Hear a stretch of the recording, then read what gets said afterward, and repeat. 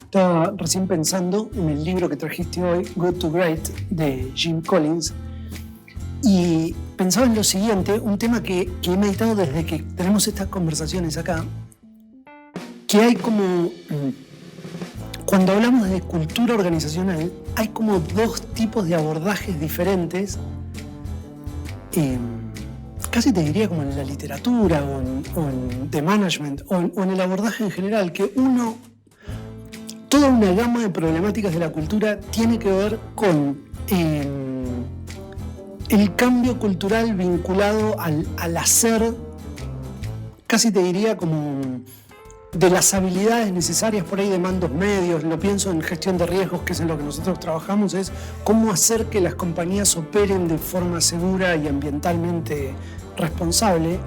Pero hay como toda otra capa o todo otro abordaje de la cultura, cuando se refiere a la cultura, que tiene que ver como a qué tipo de organización somos pensando en el negocio. Están los que hablan de cultura pero en realidad piensan en el negocio, y los que hablan de cultura pero en realidad piensan en gestión. Que podría parecer como que es lo mismo, en definitiva, pero no. Son como dos abordajes bien diferentes y muchas veces están como muy poco aclarados. Vamos a hablar de cultura, pero ¿de qué vamos a hablar? ¿De una cultura que hace a nuestro negocio en términos de negocio que gana dinero, o a nuestra cultura en términos de cómo gestionamos todos los procesos? Y podría decir, bueno, pero es lo mismo, como gestionás todos los procesos, ganás dinero. Están absolutamente conectados, pero los abordajes teóricos o del know-how que tienen que desarrollar, estoy pensando más en el especialista que tiene que gestionar la cultura, en los líderes, etcétera, a veces abordan en recursos humanos, a veces abordan más la problemática cultural como problemática del día a día en el management, y por ahí este tipo de libros y otros abordan como la cultura que hace que las organizaciones ganen plata. Y recién cuando me comentaba sobre este libro, como por primera vez lo pude diferenciar, digo, ¿por qué hay como tan abordajes que pareciera que hablan de cosas tan diferentes y los dos usan las palabras cultura organización? ¿Se entiende más o menos? Porque está como desordenada la idea. No, está clarísima, y si querés te adelanto una especie de perla que es que quizás no te guste tanto en principio, que es que él dice que hay una frase que me gusta mucho de los pragmatistas, de un pragmatista norteamericano, que es: si cuidamos la libertad, la democracia se cuida sola. Y él, tomando eso, dice de la filosofía: si cuidamos la libertad, la verdad se cuida sola. Siguiendo esa línea de pensamiento, Collins te diría: si cuidas las cosas de las que nosotros descubrimos en este estudio, la cultura se cuida sola. Entonces de algún modo te dice, mira, es como que una cultura se consolide y funcione, dice él, es más bien una consecuencia de otras prácticas, y en ese sentido no se mete tanto en la cultura como concepto. De hecho dice que es un concepto muy difícil de abordar, y lo toca como un concepto que de alguna manera cruza los descubrimientos del libro, pero lo pone un poquito entre paréntesis, ¿no? Que es un poco lo que creo que estabas tratando de decir. Bueno, si querés... Sí. Hago un comentario más al respecto. Sabes que ayer conversaba con alguien y discutíamos sobre qué tipo de habilidades se necesitan para gestionar la cultura, ¿no? Y básicamente, cuando vos gestionás todo lo que ocurre dentro de una organización, tiene que ver con algún proceso de cambio, porque el día a día te va trayendo un devenir que vos necesitas ir gestionando de alguna manera hacia algún lado. Con lo cual podemos decir con cierta justicia que vivimos en un cambio permanente. Entonces, las habilidades de gestión cultural en las organizaciones muchas veces son habilidades de involucrar a las personas para que, junto con el contexto material adecuado, puedan hacer sus cambios en el mindset para ir hacia algún lugar. Estoy pensando como en grandes volúmenes de personas. Esa es como una de las grandes habilidades culturales. Como son habilidades difíciles de incorporar y que además requieren la experiencia de haber transitado procesos, no le gusta a las organizaciones, en términos formales, ni reconocer esas habilidades, ni terminar de darles entidad, ni sacarlas como de ese limbo de la cultura, que es un poco lo que dice Collins. Es difícil de abordar. Claro que es difícil de abordar, porque necesitas personas capaces de involucrar a grandes colectivos de personas y hacerlos reflexionar y brindarle las condiciones adecuadas para que vayan hacia el lugar correcto. Y eso, por supuesto, que es grande y además no garantiza el éxito. Claro. Con lo cual es más fácil decir gestionar la cultura es algo difícil que efectivamente gestionar la cultura. Yo creo que uno de los grandes problemas que tiene hoy la gestión de la cultura es la poca cantidad de gente capaz de generar transformaciones culturales incluso en sus propios equipos. Si pensás en una organización llena de mandos medios, bueno, tenés un gran problema, que son los gestores de la transformación no tienen las habilidades. Y por eso muchas veces las conversaciones discurren hacia estos lugares de cómo son nuestros negocios y están llenas de títulos que no involucran práctica. Claro. Sí, ¿la práctica cuál es? ¿Cómo haces para involucrar a todas estas personas? Y la mano que tiene que tener alguien que es capaz de hacer eso, ¿no? Pero bueno, me fui un poco de tema. Mira, no creas. Incluso el libro tiene o aporta un descubrimiento, según él, bastante interesante, que es, ya adelantándome un poco el contenido, que es, hablabas de personas y capacidades. Él dice, antes de definir qué hay que hacer y hacia dónde hay que ir, las organizaciones que dieron el salto de buenas a extraordinarias, eligen a las personas adecuadas. Con lo cual te pone en un contexto difícil porque las organizaciones en general dicen, mira, tengo la gente que tengo, puedo tocar algún que otro puesto clave, pero tengo la gente que tengo y tenemos que cambiar con esto. Él dice, ¿cuál es la gran diferencia entre un poco lo que acabas de decir y lo que plantea Collins? Como suele ser la investigación está realizada sobre hechos que ya sucedieron, ¿no? Entonces, como un poco grandilocuentemente él dice, dejemos que hable la evidencia. Claro. Entonces él te dice, bueno, mirá, te voy a contar un poquito lo que hicieron, ¿no? De alguna manera es un gran narrador del pasado, Collins. Exactamente, y la dificultad del conocimiento predictivo es un poco lo que vos decías. Mirá, con el momento que tenemos y con las personas que tenemos que empezar a diseñar e introducir dispositivos de cambio. Es como otra realidad. El libro plantea, como todo proyecto de investigación, nosotros encontramos, ¿no?, estas cosas. Pero ojo. Que también es una conversación interesantísima. Interesantísima, pero ojo, porque no es tan, quizá como tras un falso barniz de modestia, termina diciendo, hemos descubierto los principios universales inmutables por los cuales una compañía puede pasar de buena a extraordinaria, y decir. Con lo mismo que decía Covey cuando te hablaba de la ética del carácter, los principios inmutables sobre los cuales se cimenta el liderazgo basado Tal cual. Y la construcción de hábitos basados en el carácter. Y juega al tenis con De Bono, que dice, es la mejor idea de los últimos 200 años o algo así. Claro. Bueno. Bien en sintonía con la tradición norteamericana de creer que el planeta empieza y termina en los Estados Unidos. Sí, pará, pero es Estados Unidos, es las empresas que vos miraste, son las Fortune 500, ¿no? Eso es como... Claro. Esa data, ellos parten de ahí, que ya es todo un criterio de selección. Acá están las Fortune 500 y nosotros lo vamos a investigar y nos quedamos con 11. Estas 11 hicieron el salto y te vamos a contar qué pasó, ¿no? Claro, ¿te puedo contar un chiste? Claro. Sobre este relativismo cultural que planteas? En una época trabajaba cerca con un americano que había estado en Argentina y entonces, un norteamericano, ¿no? Él mismo tenía un chiste muy bueno que después creo que se hizo como más popular, pero yo lo escuché de él, el chiste, y me decía, ¿cómo le decís a una persona que habla 4 idiomas? ¿Sí? Un políglota. Alguien que habla muchos idiomas. Claro. Y si habla 3 idiomas, bueno, hay como una palabra, trilingüe. Y si habla 2 idiomas, bilingüe. Y si habla un idioma, norteamericano.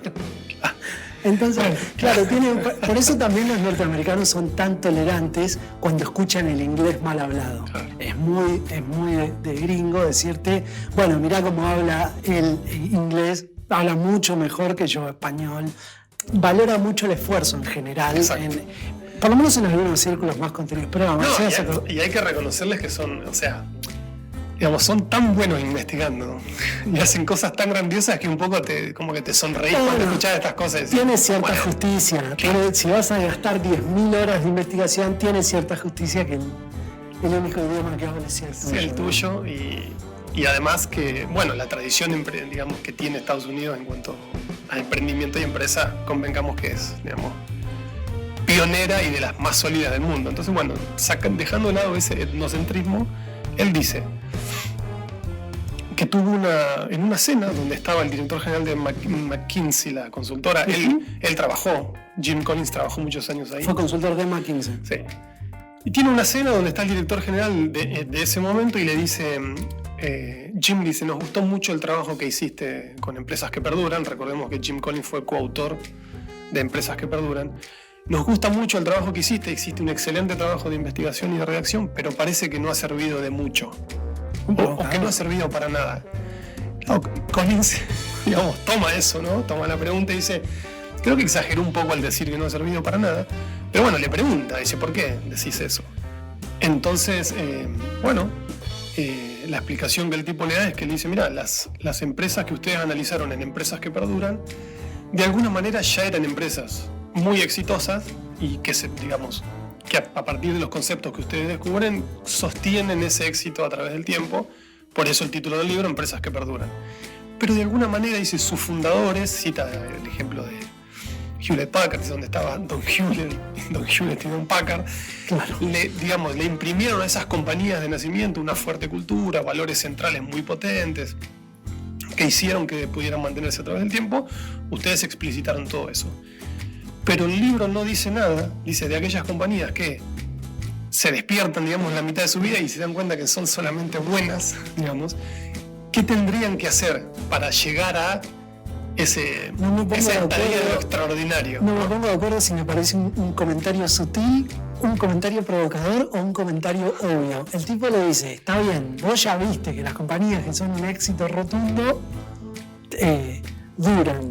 Pero ¿qué pasó con las que eran buenas? Y le pide como la piedra filosofal. Exactamente. Yo te iba a decir eso, claro, porque a punto tal que esa pregunta da origen, ese comentario en una cena, así como quien no quiere la cosa, da origen al libro, ¿no? A good to great. Collins dice, bueno, recoge el guante y dice, forma un equipo de investigadores, 20 investigadores a los cuales apoda los chimpancés. Qué linda edición. Busqué el dato, pero no sé. Que no es el mismo equipo con el que había hizo investigado Built to Last. No. Entonces, junta los más brillantes que le pudieron presentar, arma un equipo y dice, bueno, agarramos las Fortune 500 y dice, iniciamos la carrera de la muerte de análisis financieros, porque esto es importante aclararlo. ¿Qué significa ser grandioso? Según un poco el concepto del libro. Hablando de Norteamérica, significa, dice, había muchos criterios, el impacto de la empresa en la sociedad, un buen lugar para trabajar. Pero básicamente ganar mucho plata. Utilidades, claro. ¿no? Y utilidades definidas de la siguiente manera, bien específica, que es haber superado por 3 veces o más al índice medio del mercado en el tiempo de análisis. Okay. Fueron 15 años. Lo cual, estamos hablando de un 300 o 400%, aún superior a alguna de las empresas que perduran, o sea, aún superior a la rentabilidad que esas empresas tuvieron. Y dijeron, ¿por qué elegimos eso? Bueno, porque todas las compañías dan esa información, porque es pública, porque podíamos acceder y podíamos partir de un suelo común a todas las compañías, ¿no? O sea, esto en términos de facturación son como una línea recta que escala a ser 3 veces mejor. Exacto. Si vos ves el gráfico, uno de los gráficos, de los tantos gráficos que muestran en el libro, va a la línea del mercado, ¿no? Del S&P 500, va así, ¿no? Y pega el salto. Y estas compañías, digamos, la rentabilidad medida en esos 15 años, rentabilidad acumulada, es de 3 a 4 veces superior. O sea que el criterio es, podríamos decir, bueno, efectivamente, el corte final, claro, final, decís, ¿qué miramos? Y vamos a mirar una rentabilidad sostenida en el tiempo. Bien. Sostenida, ¿no? Bueno, entonces, analizan más de 350 estados financieros durante un periodo de 15 años, ¿no? Para efectivamente chequear esa evolución. Y esto, dicho a favor del método, hoy me fui quizá un poco injusto con Collins diciendo, bueno, ellos analizan el pasado y esto es lo que pasó, entonces, pero hay que decir esto. Te encontré un poco duro para hacer. Creo que fue un poco duro, pero lo voy a enmendar ahora mismo. Ok, a ver. el método comparativo lo que te dice es que un poco se basa en una gran fe en que el principio de causa y efecto opera en la realidad, que es el siguiente. Si estas compañías lograron dar este salto y sostuvieron esta rentabilidad y son consideradas como muy exitosas, vamos a elegir 11 que van a ser el grupo comparativo. O sea, vamos a generar un contraste y vamos a ver lo que estas hicieron, ¿no?, en el mismo periodo de tiempo, y vamos a ver qué hicieron de distinto y de diferenciador las 11 que dieron el salto. Porque se supone, metodológicamente, que lo que hicieron de distinto es lo que causó el éxito. Eso es lo que está detrás de toda la investigación. La pregunta, claro, o sea, comparan 11 contra 11 del mismo... perfecto. De una industria similar, digamos, que no logró dar el salto. Ok, ahí te sigo. Que quizás fueron buenas, ¿no? O que si dieron el salto no pudieron sostenerlo durante 15 años. Porque el método dice, tomamos las compañías que durante 15 años tiraron una línea de tiempo como de 30 años, ¿no? En estos 15 años eran buenas. Claro. Venían con un desempeño bueno. Se produce un momento de transición al que denominan como hay una caja negra ahí que no se sabe lo que pasa, y ahí despegan, ¿no? Despegan y sostienen ese despegue durante 15 años para evitar que haya sido un golpe de suerte de la industria o alguna coyuntura que haya producido eso, ¿no? O sea, le están preguntando por la clave de éxito directamente. Exactamente, entonces bueno. ¿Y ahí entran a la discusión de la cultura o llega más tarde? Llega un poquito más tarde. Ellos dicen que también lo interesante es, nosotros vamos con... ¿Qué es lo que te da como, es la tranquilidad como que te da investigar hechos? O sea, nosotros vamos a ver qué pasó, ¿no? Y nos encontramos, viste, esta figura del antropólogo, ¿no? Llega a un lugar y empieza a observar con algunos criterios, digamos, y empieza a encontrar con cosas. Entonces, y que muchas de las cosas que encontraron son contraintuitivas, que también es lo que me gusta mucho de las investigaciones de Collins, cuando dice, che, mirá, viste que vos creías que tenés que contratar un gran director general y medio estrella y definir una gran visión para tu compañía para que una compañía dé el salto. Dice, bueno, no es lo que encontramos. Y ahí sí es como que se torna bastante realista el estudio y como con cierta humildad te dice, mira, no es lo que encontramos, ¿no? Aunque después te termina diciendo, estos son los principios inmutables y eternos. Claro. Dice, el libro no se trata ni de compañías, ni de éxito, ni de rentabilidad, ni de estrategia, ni de visión. Se trata de encontrar los principios inmutables por los cuales una compañía puede pasar de ser meramente buena a extraordinaria. Cómo me gusta el concepto de la contraintuición, ¿no? Estaba escuchando un podcast de Diario La Nación de Argentina, Cómo fabricar tiempo, y parte de lo que tratan en casi todas las ideas o recomendaciones que dan, bueno, no casi todas, pero muchas de ellas son contraintuitivas, y ¿por qué me gusta lo contraintuitivo? Porque te pide cuestionar lo obvio. Exacto. Lo intuitivo que te dice, seguí por el camino por el que pareciera que como las cosas funcionan. Y bueno, es un poco al margen, pero es muy la tradición gringa de investigación, cuestionar lo que funciona, digamos. Entonces, bueno, siempre estás mirando como con la mente en blanco, de alguna forma. Sí, y además, un poco esto de que en una época en la que los medios de comunicación y los artículos periodísticos tienen tanta influencia, también la intuición claro, está construida. Es un poco construida por lo que la gente cree, ¿viste? Pero bueno, cuando se presenta como un experto y te dice, mira, yo estuve investigando 5 años esto y la verdad que encuentro cosas un poco distintas de lo que se cree, es como que también de alguna forma la invitación es, che, mirá la realidad, mirá lo que pasa en la realidad. La contraintuición, ¿no? De alguna forma también es la profundización en algo, ¿no? Exacto. Como encontrar el matiz, porque en el fondo es reconciliable todo. Bueno, a ver, y siguiendo este ejemplo puntual, no es el gran líder que define una gran visión, iba a ser por ahí, ¿no? Sí. Bueno, son más o menos 6 cosas las que termina... ¿Esa es la primera? Descubriendo. La primera tiene que ver con los líderes. ¿Te acordás que hablamos brevemente del liderazgo nivel 5? Yo lo recuerdo perfectamente. En una de nuestras columnas. Y los definía como una gran voluntad profesional y una fuerte humildad personal, ¿no? Esta clase de líder que tiene un perfil muy bajo, que atribuye el mérito de los éxitos a los demás, o tiende a atribuirlo a los demás en general, y tiende a atribuirse cuando las cosas van mal a su propia responsabilidad. ese tipo de personaje que casi nadie conoce. Mencionaba en aquel momento a Darwin Smith, el de Kimberly Clark. Me quedé pensando, ¿no? El famoso concepto de los líderes de nivel 5, tan pegado a la humildad. Fíjate cómo contraintuitivamente la humildad sería algo así como la seguridad que te da tener como un férreo carácter y la capacidad de escuchar al otro. Es una mezcla de poder integrar lo que el mundo te presenta, sea en términos de situaciones o de personas, con la seguridad de que lo vas a poder resolver y a la vez el carácter de no doblegarte ante la adversidad.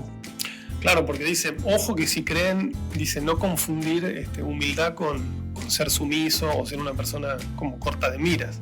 Son personas muy ambiciosas, pero que canalizan esa ambición buscando todo el tiempo como procedimientos y disciplinas que impulsen y que piensan en los méritos, en los éxitos de la organización más que en poner luz sobre el propio mérito, ¿no? Claro, la humildad entendida como una simulación de ser un monje franciscano, sí, digamos, ¿no? Sí. Y la humildad en términos organizacionales está muy despegada de la simulación. Está como más conectada al trabajo duro y yo creo que está muy conectada también la humildad a la capacidad de escuchar al otro y de integrar sus ideas más allá de cómo sean tus formas. Porque tenés gente que es muy para afuera y es muy extrovertida y sin embargo tiene como muchas condiciones de humildad. Pero bueno, volvemos es bien el tipo de concepto contraintuitivo, el de la humildad. El líder del nivel 5. Y después, bueno, el libro abunda en ejemplos todo el tiempo, como se va a hacer un estudio comparativo, dice, mirá, te voy a mostrar a los líderes. O te da ejemplos de 10, 8 o 11 líderes de estas compañías, que lo loco del estudio es, se da en las 11. El líder de nivel 5 en esa posición. ¿Es en la posición más alta? Es la posición más alta de la organización. Puede haber el caso de algún líder de nivel 5 que esté por algún otro lugar, pero en general son los directores generales, y entonces te trae ejemplos y después te trae los contraejemplos de las otras 11. Qué tentación de hacer un gran recorte, ¿no? Donde son todos estrellas y después se va el líder, esta distinción de empresas que perduran de construir un reloj o dar la hora, ¿te acuerdas? Bueno, se va el líder de la organización y midieron que las organizaciones que habían tenido cierto despegue empiezan a decaer, cuando un líder como, digamos, con una autoridad racional muy fuerte, digamos, que impulsa todos los procesos. Un líder que da la hora. Exactamente, se va, tipo, te quedás sin. Se te llevaron el reloj. Como no hay reloj y se fue claro, y los todo se empieza a complicar. Los líderes del nivel 5 en contraposición son aquellos que construyen el reloj adentro de la organización. Y no tienen cero temor a estas discusiones de, digamos, logran que un equipo en donde se debate fuerte y con mucha rigurosidad, una vez que adopta una idea o un camino a tomar, el equipo apoya la idea y va para adelante, ¿no? Claro. Son personas que logran eso, que logran como una especie de unión en esa disensión, donde queriendo lo mejor de sus altos directivos debaten a muerte las ideas y con eso van hacia adelante una vez que está acordado. Que fíjate cómo se opone esta idea de la construcción colectiva y la fortaleza de una visión construida como en jerarquías. No quiere decir que la jerarquía no esté presente en esa construcción, sobre todo para ordenar el rumbo y para traer foco, pero versus la arbitrariedad de un líder que pueda decidir que algo se hace o algo no se hace. Viste que en la gestión de riesgos, uno de los factores como más centrales en términos de liderazgo es que las personas tengan sentido, que no obedezcan a un líder, que en general los liderazgos de la industria de la energía son liderazgos verticales, o la tradición del liderazgo ha sido de liderazgos verticales. Entonces, ¿qué te pide la disciplina operacional? Que las personas no obedezcan a un líder, sino que obedezcan a un procedimiento que se supone que está construido a partir de la experiencia que tiene la industria para hacer operaciones seguras. Entonces, me parece como muy potente esto del liderazgo de nivel 5, que lo que hace es construir más allá de la autoridad que le da la jerarquía. Claro. Lo describía como en vez de crear, en vez de inspirar a las personas, dice, crean estándares inspiradores. Claro. O sea, buscan como despersonalizar un poco. Esto está conectado con lo que hablábamos siempre de los procedimientos, ¿no? Con dejarte guiar por un procedimiento es una especie de acto de humildad también. Cuando un procedimiento acumula conocimiento, experiencia, lo que vos decías, condensa eso un procedimiento, seguilo. No, y si además es capaz de inspirarte en procedimiento, bueno, es como... el mejor. No, es como la búsqueda debe estar ahí, digamos, ¿no? Y bueno, después las estrellas que se van, que no construyen el reloj, y las organizaciones empiezan a decaer. Otro de los hallazgos contraintuitivos del libro es que, digamos, a ver, una de las cosas de sentido común empresarial es grandes líderes con grandes visiones y grandes desarrollos estratégicos catapultan a la compañía al éxito. Ellos dicen, bueno, la verdad... Que como storytelling también es muy atractivo. Claro, la verdad, dice, la verdad, lo que pasó en los hechos es que no existió eso, no han tenido una gran visión, sino que simplemente hicieron lo siguiente. Antes de definir eso, fueron disciplinados en contratar, dicen, a la gente adecuada para el puesto adecuado. Primero, y lo resumen en la frase, primero quién, después qué. Ahora, alguien podría decir, bueno, qué complicado es llevar a cabo esto, porque el libro de alguna manera te recomienda, mira, si practicas esto, pero ¿cómo haces en una organización? ¿Qué haces? Digamos, ¿quién es la gente adecuada para qué? Bueno, ese es como otro desafío. Pero ellos dicen, encontramos que primero sientan a las personas, incluso durante algunos meses tenían puestos vacantes cuando iniciaron la transición, y se preguntaban, digamos, con presiones, con la empresa, algunas empresas a punto de quebrar, con deuda, qué sé yo, busquemos a la gente adecuada para los puestos adecuados, busquemos a la gente adecuada. ¿Sí? En caso de duda, seguí buscando, ¿no? Un consejo de una de las compañías era, en caso de duda, no contrates, seguí buscando, ¿no? Claro. Con lo cual es un poco un contrasentido con esto de que, o un aparente contrasentido con que las personas estrellas no conducen a las compañías, ¿no? Pero es la persona adecuada para dentro de un sistema que tiene una disciplina específica, ¿no? Y para detectar eso, digamos, hay que tener como una gran claridad sobre a dónde más o menos querés ir, digamos, porque si no, ¿cómo distinguís a quién es el adecuado o no para un puesto? ¿No? Sí, y estoy pensando como todo el impacto que tiene la gestión del talento, y estaba pensando en el caso opuesto, digamos, ¿no? Porque es como, no sé si lugar común, pero es como, claro que las personas tienen que ser las adecuadas. El problema es cuando la persona no es la adecuada, todo el tiempo que en general tardan estas organizaciones, donde ahí se hace presente más que nunca la palabra burocracia. Sacar a alguien de un equipo suele ser un proceso muy largo, mucho más largo de lo recomendable. Y ni hablar cuando este personaje está en alguna posición clave. Entonces, si tenés alguien que acumula demasiado poder, pero más que nada decisiones operativas, si tenés un personaje muy, muy central en la organización, a veces, y te estoy hablando de organizaciones no tan grandes, organizaciones que pueden ser más chicas, es como muy difícil cambiarlo por todo lo que implica cambiar a esa posición, ¿no? Entonces, una vez que ya tenés adentro la persona no correcta y esa persona no correcta se consolida en su no corrección, es realmente complejo. Y claro, por supuesto, las personas no correctas no te hacen despegar nunca las organizaciones.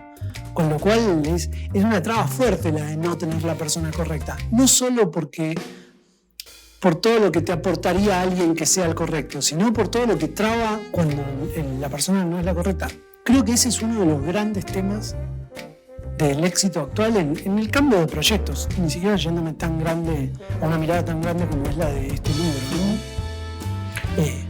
Me hace entrar en contradicción el tema. Claro. Porque son temas que deberían resolverse muy rápido y se resuelven muy lento. En general sí. Sí, aparte hasta que se toma la decisión y qué sé yo. Aparte como que hay que meterse con el tema, agarrarlo, ¿viste? No, y además que la evidencia en general suele estar a la vista. Exacto. Con lo cual... ¿Por qué no lo hacemos ya? Porque son mañas de diseño organizacional. ¿Viste que ¿cómo se llama? La regla dice contratar lento, despedir rápido. Uh-huh. La regla, sobre todo la regla pymes, y si lo aplicas a equipos también. Si alguien no funciona, sacalo y sacalo rápido, pero para sumar a alguien, sumalo lento. Asegúrate que es la persona adecuada. Sí, y además el libro no entra un poco en definir un poco el criterio de la cualidad de ser adecuado o no, para qué, pero sí también aclara que se ha dado el caso en muchas organizaciones que por ahí una persona no es adecuada para la posición en la que se encuentra, pero sí le dan la oportunidad de a lo mejor reposicionarla, no sé, 2 veces o 3 veces máximo, porque efectivamente A veces se da el caso que encontrás una posición para la persona en la que puede dar lo mejor, digamos, de lo que tiene para dar, ¿no? Pero no enroscarse con eso. Y dicen, eso son claras las organizaciones, como, mira, si no hay lugar para vos en este colectivo, ni siquiera te vas a subir. Se van a subir los que sean adecuados. Y los que no, no. Y eso tiene que ver con los procesos de contratación, que es todo un tema aparte. ¿Querés otro? Sí, por favor. Otro contraintuitivo. Y quiero que me vayas como recapitulando los anteriores. Líderes de nivel 5. Esto de contratar primero, pensar primero, no desplegar grandes estrategias ni hablar de la visión, sino contratar a la gente adecuada en las posiciones adecuadas. Otro es, hay que pelear con la adversidad, digamos, hablan de Stockdale, vos lo mencionaste el otro día en la columna pasada. Cuando hablamos de resiliencia. Cuando hablamos de resiliencia, y creo que si bien en este libro no habla en esos términos, creo que efectivamente es el concepto de resiliencia. Dice afrontar las adversidades sin perder nunca la fe, ¿no? Ellos encontraron que esas compañías tuvieron muchísimas adversidades, pero a semejanza de un prisionero de guerra, dice que un prisionero de guerra te puede enseñar mucho más sobre cómo lograr la excelencia que una gran visión corporativa. Y habla de Stockdale, dice, mirá, Stockdale dice, a los optimistas fue a los que peor le fue, porque creían, digamos, no dimensionaban en qué estaban metidos y creían que a la semana siguiente o al mes siguiente o para Navidad iban a estar en su casa. Stockdale dice, a los optimistas les quebraron el corazón. Claro. Porque son los que dicen, a fin de año salimos, si no salimos en Pascua, si no salimos en Navidad, si no salimos el 4 de julio, y finalmente eso les quiebra la voluntad. Pero Colin dice, hay como una paradoja. Total. Porque dice, che, mirá, estamos recontra hiper complicados, pero es esa voluntad como de seguir mirando la realidad y tener la expectativa de salir de eso, un poco lo que mencionábamos la otra vez también, de mirar la curva cuando te despistaste, como para huir hacia adelante. A esto él le llama la paradoja de Stockdale, porque es como un contacto muy fuerte con las dificultades de la realidad, pero con la, digamos, más que esperanza, con la convicción de que la compañía va a salir adelante. Es una de las cualidades de estas 11 compañías que dieron el salto. Y esa es una cualidad también, es como, alguien podría decir, es difícil de agarrar eso, ¿no? Pero la resiliencia, tal y como veíamos el otro día, es exactamente eso. Está un poco conectada con contratar a la persona adecuada para la posición adecuada, porque también tenés como el gran talento, ¿no? El gran talento que se adapta casi a cualquier... El contribuidor que en el presente es capaz de desplegar su máximo potencial. Que viste que en las organizaciones el potencial tiene como un análisis, vos las personas las mirás por capacidad y por potencial. Y algunos tienen mucho potencial y como de baja actitud actual. Claro. Pero quería ir de otro lado y se me está yendo. Esto está muy pegado al hecho de que la persona correcta muchas veces no es la persona más resiliente. A veces necesitas una persona que simplemente haga girar la rueda. Digamos, ¿no? Los equipos no tienen que estar todos llenos de estrellas. Claro. A ese punto quería llegar. Claro. Sí, bueno, según ellos, a veces cuanto menos estrella mejor. Bien, el siguiente contraintuitivo es el concepto del erizo, que también lo tocamos en nuestra anterior columna no, lo tocamos 2 columnas atrás. Hablando de... No recuerdo exactamente en cuál, pero bueno, te describe el concepto que es este. El erizo está, a mí me parece que hay una antigua fábula de Esopo, ¿no? El que escribía estas parábolas de enseñanza basadas en comportamiento animal. Uh-huh. Qué interesante. Él dice que el zorro astuto, inteligente y con muchos recursos, que se quiere comer un erizo, ¿no? Uh-huh. Entonces despliega, o sea, el resultado es que casi nunca lo puede cazar, pero despliega, siempre está ideando nuevas estrategias para comerse el erizo. Entonces el erizo va así como medio lento, va caminando. Y dice, muy bien, el zorro otra vez me quiere comer. Y cuando el zorro se acerca, hace una sola cosa, siempre. Se cierra sobre sí mismo, con todas las espinas por afuera, y el zorro viene, trata de morderlo, lo da vuelta, se clava unas espinas y se va.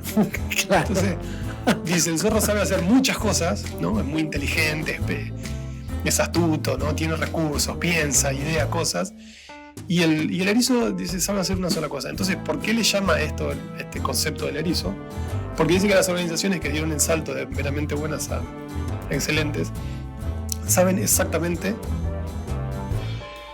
qué hacen, o sea, en qué pueden ser las mejores del mundo, saben exactamente, o sea, se han dedicado a reflexionar para detectar de todo lo que podrían hacer en un mundo que hace negocios, en qué puede ser esa organización la mejor del mundo, cuál es su motor económico, o sea, qué de sus servicios, de sus productos le produce la mejor ecuación, digamos, de rentabilidad. Uh-huh.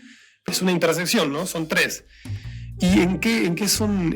¿Por qué se apasiona esa compañía? ¿No? ¿Por qué se apasiona? ¿Por la investigación y desarrollo? ¿Por un producto de alta calidad? X cosa. Dice que el concepto del erizo fluye de la interacción de esos tres círculos. Las compañías que lograron esa transición, ese despegue, lo tienen muy claro. Y tenerlo muy claro es una disciplina que cruza, digamos, todas sus decisiones. Entonces no solo saben a qué le tienen que decir que sí, sino que eso define inmediatamente a todo lo que le dicen que no. Está hablando de compañías con una alineación total, digamos, ¿no? Que esto es más fácil verlo en equipos. Te las voy a leer porque no son muy conocidas. Dale, mientras la buscas, te hago el comentario de... Qué lindo es cuando una analogía cuadra, ¿no? Muestra lo que quiere mostrar. El concepto ¿cómo se llama? El concepto del erizo. El concepto, así. Sí, el concepto del erizo. Representa muy bien esto de hacer una sola cosa y hacerlo bien. Y igual que la de dar la hora o construir el reloj. Claro. Digamos, ¿no? Por ejemplo, Laboratorios Abbott o Abbott. Es conocido, acá, pero... Sí, acá le decimos Abbott. Exacto. Yo conocí el famoso... Se dedican a complementos alimenticios, ¿viste? Para gente que está en dieta y tiene que complementar con eso. Se especializaron en apoyar la recuperación de pacientes. Hace unos 15 años fui redactor del Abbott News. Bueno, mira, es la primera compañía, ¿no? que está listada. Circuit City, Fannie Mae, Gillette, Kimberly Clark, Kroger, Nucor, Philip Morris, Pitney Bowes, Walgreens y Wells Fargo. Wells Fargo es un banco en el que invierte, dicho sea de paso, ha invertido mucho de sus activos Warren Buffett. El concepto de eso está. Mirá, estaba pensando ahí, si hay servicios financieros. ¿La conoces? Sí, y es una cadena de un retailer, Walgreens. Sí, exacto. Y ¿qué te iba a decir? Qué interesante que estos conceptos crucen industrias, ¿no? Claro, esa es otra de las fortalezas del estudio. Claro.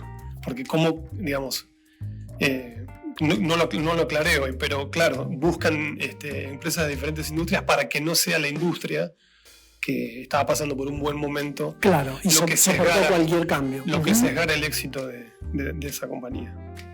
La cultura de la disciplina. Este es el punto 5 de 6. La cultura de la disciplina. A ver, ¿qué nos cuenta por disciplina? Dice, si tenemos a gente disciplinada, mirá esto que fuerte, no necesitamos o no necesitaríamos una jerarquía. Esto es fuerte. Sí, madurez. Viene junto con disciplina en este caso. Si tenemos un pensamiento disciplinado, no necesitamos burocracia. Él dice que la burocracia un poco compensa, ¿no?, la indisciplina.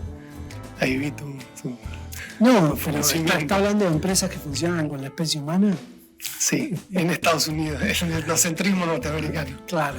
El pensamiento disciplinado casi que lo... Me encanta que traigas esa diferenciación de contexto. Lo considero... Eso se lo podemos preguntar a Jim Collins en una entrevista.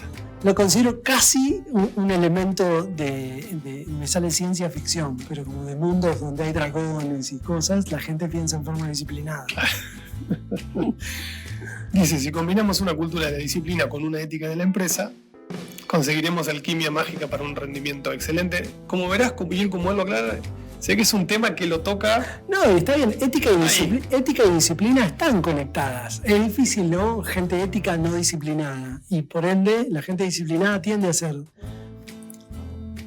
a resaltar los valores de la ética, digamos. Pero el punto de generar pensamientos disciplinados en contextos que no tengan procedimiento. Eso es lo que digo, es medio ciencia ficción. Eso es un paso previo a la creación del universo. Claro. Tal cual. Y ahí estamos. Bueno, otro de los temas, de los hallazgos que... 5 es, hasta ahora, con este es el quinto. No, este es el cuarto. Este es el cuarto. Okay.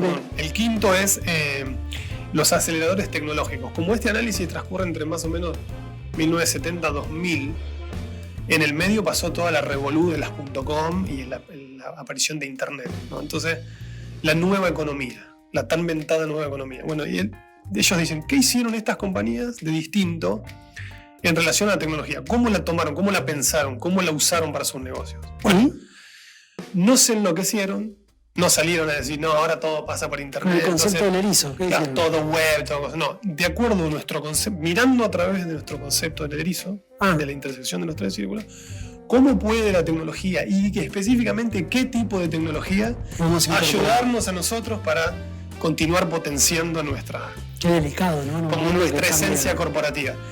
Y ahí dice Collins, como que el run de que el cambio continuo y qué sé yo, dice, todas las compañías estuvieron sometidas al cambio continuo y están sometidas siempre al cambio continuo. Pero estas compañías dijeron, primero vamos a gatear con los aceleradores tecnológicos, ¿no? Ellos ven que una tecnología puede ser un acelerador de su negocio, pero si está criteriosamente seleccionado y aplicado en relación al core del negocio, ¿no? Entonces, uno de los CEOs que entrevistaron dijo, nosotros con la tecnología primero gateamos, después caminamos y después corremos. Qué interesante, estaba pensando que a veces tenés que estar... Viste que muchas veces determinados cambios piden respuestas rápidas, y otros no. Y la oportunidad, como decía Martín Fierro, es como el hierro, hay que machacarla en caliente. Digamos, la oportunidad hay que tomarla cuando se presenta.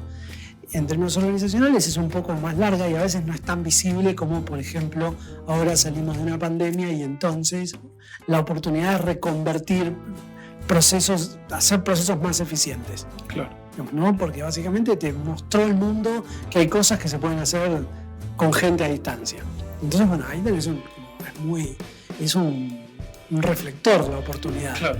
Pero a veces no es tan visible. Entonces, vos decís, bueno, pero las compañías tienen que estar preparadas para cambiar o, y pensando en esto, estar muy preparadas para evaluar la posibilidad de cambiar, que no es lo mismo que cambiar. Exacto. Pero sí estar listo para estar evaluando que puede haber un cambio medio permanente. Bueno, y lo que Collins dice es, si tenés claro, si la compañía hizo el ejercicio, como lo hicieron estas 11, de tener esa claridad tan meridiana sobre lo que efectivamente mueve hacia adelante esa compañía como negocio, si tenés eso claro, digamos, y mirás la tecnología o toda la presión que surgió en ese entorno de que había que ya incorporar tecnología, algunas compañías de comparación salieron a comprar o se involucraron en negocios que tenían que ver con la tecnología, porque era como el nuevo futuro del éxito económico. Claro. Estas compañías dijeron, no, este es nuestro negocio, nosotros hacemos esto.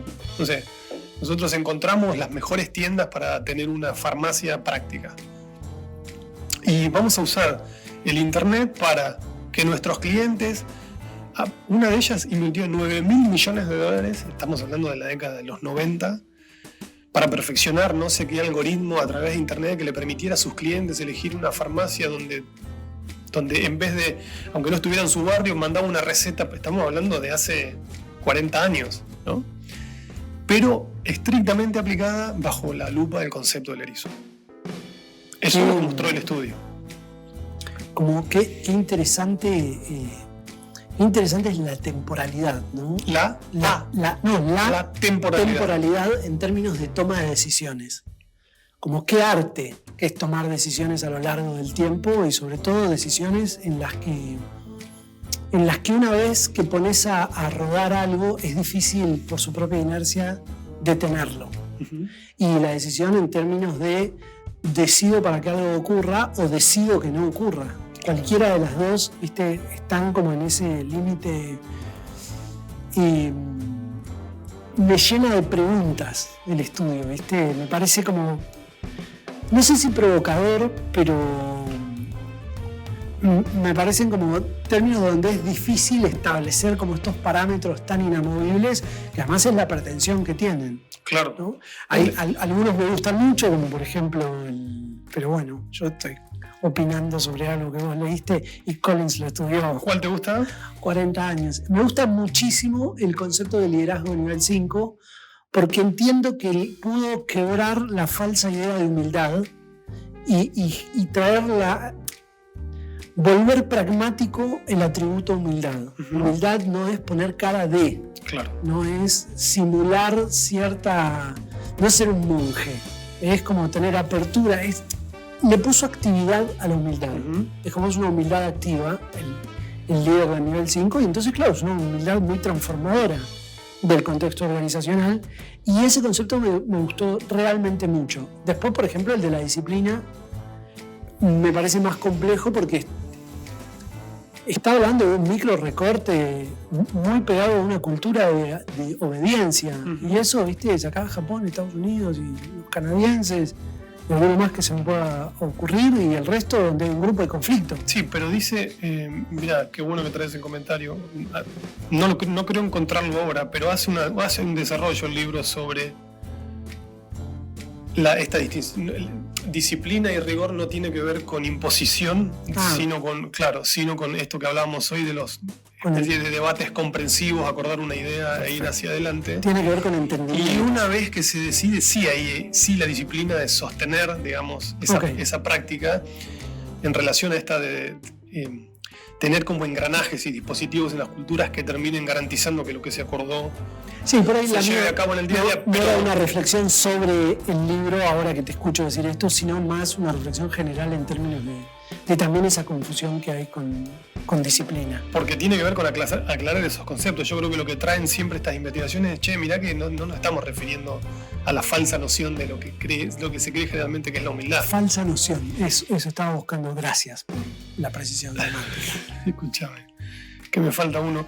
El último, estaba buscando para leerte una parte que después si la encuentro te la leo, pero el último hallazgo tiene que ver con, hablaste de inercia en algún momento, o de girar la rueda, y es exactamente el concepto de que los cambios profundos tienen más que ver con girar una larga y pesada rueda, milímetro a milímetro, que con grandes cambios drásticos de recortes y grandes visiones y grandes campañas, ¿no? Que también lo conecta un poco con esto de la humildad, del trabajo real, cómo funciona en el día a día llevar un proceso adelante, versus lo que por ahí la literatura muchas veces nos dice, ¿no? Se necesitan grandes líderes con grandes visiones para... Ellos dicen sí, pero para sostener para hacer estas transiciones y sostenerlas en el tiempo, la evidencia que nosotros analizamos muestra que no. Entonces, el último concepto es el efecto flywheel. Él dice, imaginemos una rueda de 2 metros de ancho por un diámetro de 30 metros de acero, que hay que ir como moviendo de a milímetros. En algún momento del tiempo esa rueda toma cierta velocidad y empieza a tener cierta inercia, con lo cual los procesos se aceleran, pero en la realidad pasa eso, así funcionan los cambios. Dice, cuando el pollito rompe el huevo, ahí vienen los medios a sacar fotos y a decir que nació un pollito, pero eso se viene gestando desde mucho tiempo antes. Y muestran los ejemplos de cómo se vinieron gestando esos grandes éxitos, que en algún momento son grandes éxitos públicos, pero fueron como extensas luchas privadas en términos de COVID para llegar a ese punto. Entonces, es como un día a día parado en una serenidad combativa, ¿no? Es como, mira, todos los días hay que dar una batalla, entonces esta batalla la voy a librar en forma serena porque sé que mañana hay otra. Tiene como el aplomo para poder ir avanzando día a día, como el famoso granito a granito, ¿no? Y eso es como muy... Bueno, está plagado de literatura, ¿no? Del poder de la hora, de esta idea de hay que hacer las cosas bien ahora en este momento. No hay que retrabajar los temas, sino que los temas hay que hacerlos bien la primera vez. Y eso es como una filosofía de trabajo, que es la filosofía de la disciplina, que no tiene que ver con no equivocarse para nada, claro. o con no ser capaz de enmendar errores. El error es parte del día a día y de hecho lo incluye. Lo que no incluye es el retrabajo estéril, es el error por indisciplina o el error por desapego. No encuentro la palabra exacta. Como el error no forzado, digamos. Una cosa es un error que te devuelva un contexto y otro es un error porque simplemente no entregaste lo mínimo que tenías que entregar, claro, digamos. Hoy me hiciste un comentario antes. Este libro es la precuela de Build to Last. Claro.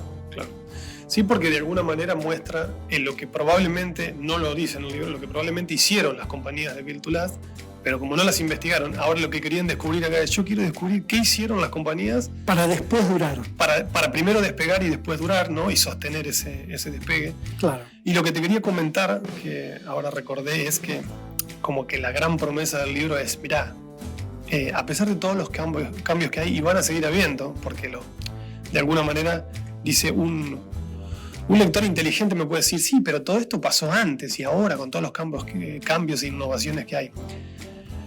Él cree que cierta estructuralidad de las organizaciones como grupo humano, digamos, que han mostrado estos comportamientos, permanecen por debajo de esos grandes cambios que son más superficiales. Y en este sentido reflota la vieja posición de el debate entre Platón y Heráclito, que Heráclito decía todo cambia, Platón decía hay cosas que no cambian. Bueno, Collins dice palabras más, palabras menos, y en ese sentido es como un gran platónico, dice: hay cosas que por más ruido que haya afuera y que cambien, nosotros pretendemos hablar de las que no cambian, y son estas que nosotros te traemos en el libro. Pequeña apuesta. Qué ambicioso el razonamiento, sobre todo vinculado a esta temática, ¿no? Absolutamente ambicioso. Como una apuesta filosófica. ¿Es un libro agradable de leer? Pregunta que hago siempre. Muy, muy agradable de leer. Incluso yo un poco me considero en el fondo un platónico. Entonces ya cuando leí La promesa del libro dije: este libro lo tengo que leer, porque creo que de alguna manera hay cosas que no cambian. Y, digamos, de alguna manera tener una vislumbre de esas cosas en el mundo empresarial y de las que sí cambian, y tener la distinción como clara, ¿no? Por lo menos también leer a alguien que está en esa búsqueda. Y es claro, y es como la necesidad de comprender detrás de todo. Claro. Es como que digo, bueno, yo quiero entender qué está pasando acá, y siempre ese esfuerzo me parece como lo más noble de lo más noble, que el afán de comprender, ¿no? Entonces, absolutamente recomendado. Recomiendo la página tiene una muy linda página Collins, donde tiene extractos de videos y algunos gráficos explicados por él, que son como muy, muy claros. Bueno, vamos a seguir un poco a John Collins. Okay. Bueno, gracias. Gracias.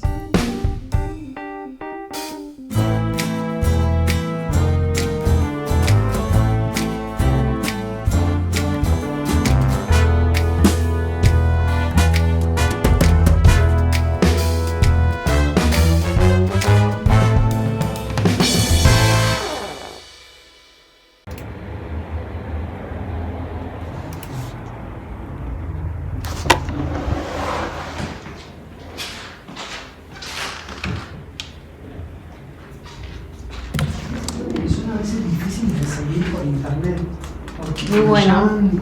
Definido. Estaba haciendo un comentario, bueno, incluimos el comentario. Primero les vamos a pedir que se suscriban al canal, nos viene genial, YouTube nos posiciona mejor, etc. Así que si llegaron hasta acá, por favor, suscríbanse al canal. Y como comentario final, te estaba por decir que lo voy a seguir un poquito en internet a Collins, pero son autores difíciles que en internet como repiten siempre lo mismo, ¿viste? Como que los temas se empiezan a repetir seguido, entonces... Sí, a mí me gustaría también decir que no... sería el último en recomendar que alguien reemplace internet por la lectura de un libro, porque es algo que va contra mis convicciones. Claro. Pero en el caso de este libro, que es bastante difícil de conseguir, la verdad que no está en librerías, pero en la página de Jim Collins, su página personal, que es jimcollins.com, ahí están como aislado cada concepto y como muy bien explicado. Así que yo recomiendo que, además de que se suscriban a nuestro canal, vayan a visitar la página de Jim Collins. Suscríbanse a los newsletters. Estos newsletters suelen ser buenos. Yo estoy recibiendo el otro, ¿te acordás el que recomendamos en Hábitos Atómicos? Sí, de hecho, 3, 2, 1. Y siempre lo leo. El otro día tuve una cita que ya tengo separada para que discutamos. Sí. Bueno, gracias. Y suscríbanse al canal, por favor. Insistimos.